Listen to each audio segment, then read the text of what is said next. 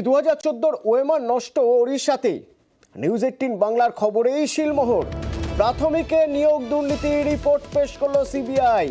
হাইকোর্টে প্রাথমিক দুর্নীতির যে রিপোর্ট পেশ করা রয়েছে সেই রিপোর্টে কি রয়েছে?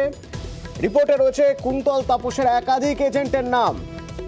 বিচারপতি সিনহার এজলাসে সিবিআই এর এই রিপোর্ট মুখবন্ধ খামে জমা দেওয়া হয়েছে। রিপোর্ট খুলে দেখলেন বিচারপতি সিনহা। এস বসু রায় অ্যান্ড কোম্পানিকে সামনে রেখে দুর্নীতির দাবি করা হয়েছে এই রিপোর্টে, এবং 2022 পর্যন্ত চার্টার্ড অ্যাকাউন্টদের ফার্ম হিসেবে এই সংস্থাটি নথিবদ্ধ রয়েছে। হাইকোর্টে পেশ করা রিপোর্টে সিবিআই এর উল্লেখ, তাপস কুন্তলের হয়ে কাজ করা এজেন্টের বাড়িতেও এবার সিবিআই তল্লাশি চালাচ্ছে।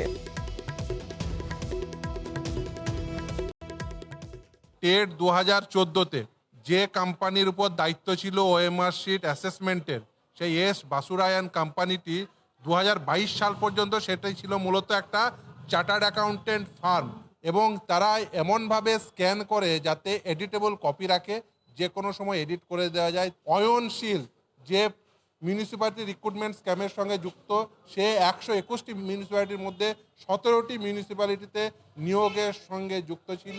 টেট 2014-তে যে স্ক্যান কপির নামে যে এডিটেবল কপি রাখা হয়েছে সেটা নিয়ে যথেষ্ট সন্দেহ আছে।